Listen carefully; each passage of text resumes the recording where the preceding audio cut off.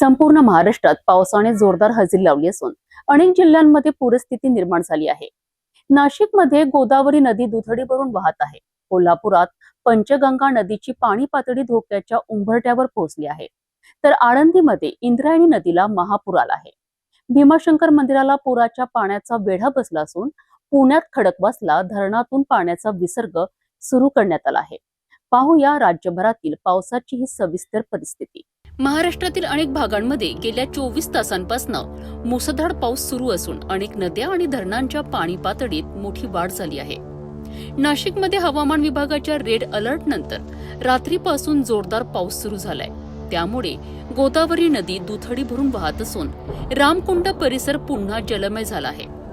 कळवण आणि सुरगाणा तालुक्यातील मुसळधार पावसामुळे चाणकापूर धरणातील पाणीसाठा वाढला असून मालेगावमधून वाहणाऱ्या गिरणा नदीला पूर आला आहे। नदीकाठच्या गावांना सतर्कतेचा इशारा देण्यात आला आहे।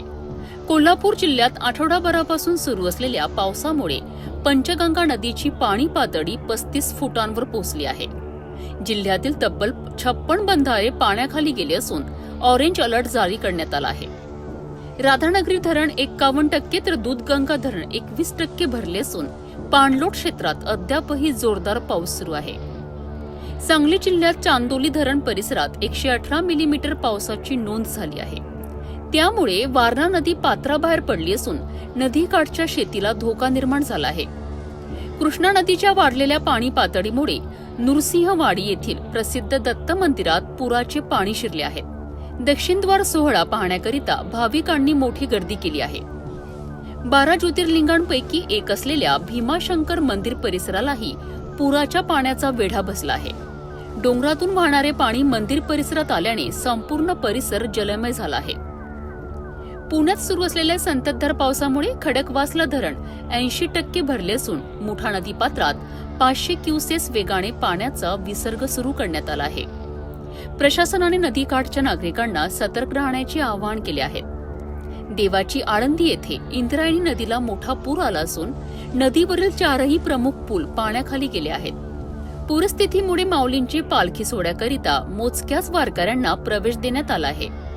दरम्यान गोंदिया जिल्ह्यात गेल्या 6 दिवसांपासून सुरू असलेल्या पावसामुळे आणि जोरदार वाऱ्यामुळे अनेक झाडे उन्मळून पडली असून घरे आणि गोठ्यांचे नुकसान झाले आहे। सुदैवाने कोणतीही जीवितहानी झालेली नाही। हवामान विभागाने नाशिक, पुणे, मुंबई आणि उपनगरांसाठी ऑरेंज अलर्ट तर पालघर आणि ठाण्यासाठी रेड अलर्ट जारी केला आहे। पुढील 2 दिवसांनंतर पावसाचा जोर काहीसा कमी होण्याची शक्यता वर्तवण्यात आली आहे। राज्यातील अनेक जिल्ह्यांमध्ये पावसाचा जोर कायम असून प्रशासनाकडून नागरिकांना सतर्क राहण्याचे आवाहन करण्यात येत आहे। नदीकाठच्या आणि सखल भागातील नागरिकांनी विशेष काळजी घेण्याची गरज आहे। या पावसाच्या परिस्थितीबद्दल तुमच्या भागात काय स्थिती आहे आम्हाला कमेंट करून नक्की सांगा। अशाच ताज्या आणि विश्वासार्ह बातम्यांसाठी सिटी न्यूजला लाईक, शेअर आणि सबस्क्राईब करा।